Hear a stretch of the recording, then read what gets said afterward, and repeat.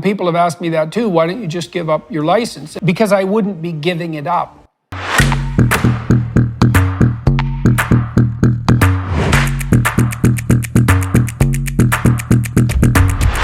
Yeah, and so anyways, I've gone through all these complaints, and so here's some of them. I retweeted Pierre Poilievre, who's Canada's leader of the opposition, when he was criticizing the mask lockdowns. I just retweeted him, and I said essentially that I agreed with him. That's a complaint? They actually listed that as a complaint? That's one of the complaints. That's insane. Yeah. They listed the fact that I criticized Justin Trudeau on multiple occasions. There's a complaint that at one point the police in Ottawa were threatening to act with Children's Aid to take the children away from the truckers in Ottawa and apprehend them on the grounds that their parents who were involved in the protest were endangering them. And I tweeted and said, I'm not so sure that we should get the police involved in taking away the children of protesters, and we should think about this. And apparently that makes me an untrustworthy advocate for children who face childhood sexual abuse. Oh my gosh. You're a mandatory reporter as a psychologist, eh? And so if it comes to your attention that someone has been abused, you're mandated to report it. And so apparently I'm now untrustworthy in that regard because I didn't want the police to conspire with idiot social workers in Ottawa to apprehend the children of protesters. And so that's another example of my reprehensible behavior.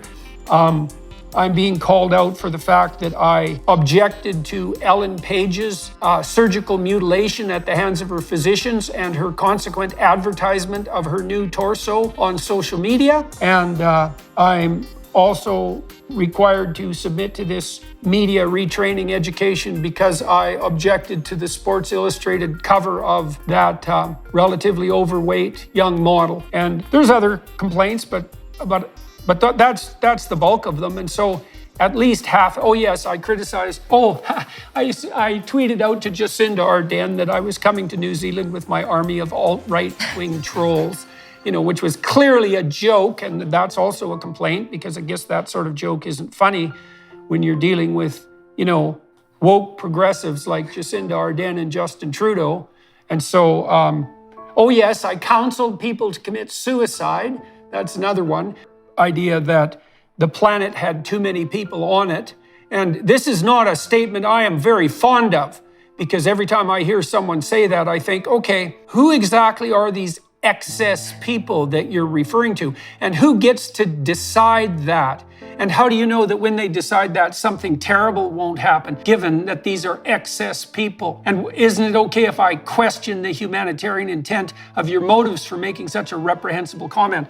So I tweeted to someone who made an argument like that. I tweeted and said, feel free to leave at any time. And which is obviously an ironic joke, but some bloody social worker in the United States decided that was an incitation to suicide, and so complained about that. And that's I think that's all the complaints. So let's review this. Not a single one of them was levied by a client of mine, present or former. Not a single one of them was levied by anyone I had actually said anything directly to, private or public. There's no evidence whatsoever that I've produced anything regarding harm, because no one has stepped forward to claim harm who was directly harmed. So it's third-party indirect supposition of so-called harm to someone they don't know. And that's the level of evidence that the College of Psychologists is willing to accept as critical.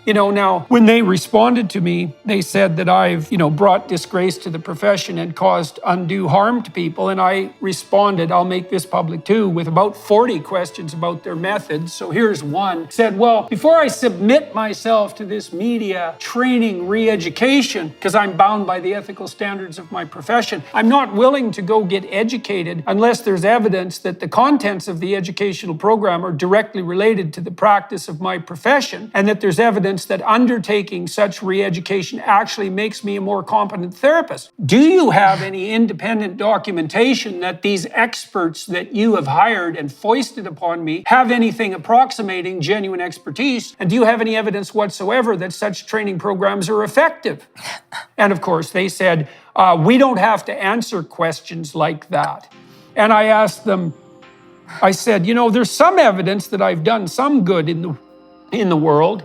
About 7 million people bought my first public book, and I have 15 million subscribers on the 3 main platforms we operate on social media.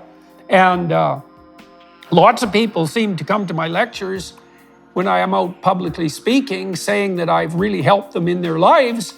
And that's thousands or hundreds of thousands or possibly even millions of people. And so I think I can stack up a pretty good, plus all the students that I taught at Harvard and the University of Toronto and all my clinical clients, who by and large were pretty damn happy to be working with me and vice versa. It's like, how do you calculate the harm to benefit ratio?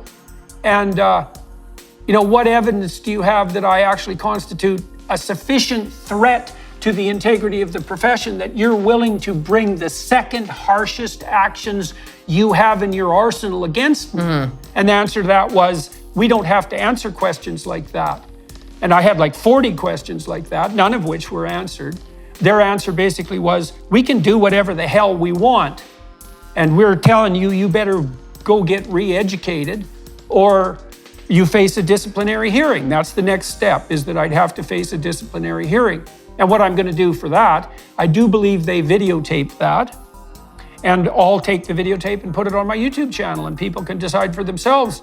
People have asked me that too. Why don't you just give up your license? And I would say, well, because I wouldn't be giving it up. I would be allowing it to be taken away from me. Like if I decide in a year that I don't want to be a licensed clinical psychologist because the whole damn profession has become corrupt, that's a whole different issue than letting this pack of craven commissar cowards utilize the complaints of random people online to justify their own envy and desire to prosecute and then fold in the face of that opposition. It's like, I'm not going to do that. The only thing you have in a complex situation is the truth. That's all you have. That's why you have to abide by the truth, because when things get complex around you, all you have there that's solid ground is the truth. And so the reason you abide by the truth is so that you can say what you have to say about what you've done and who you are. And you can do that under impossibly difficult circumstances, and possibly that will sustain you through that.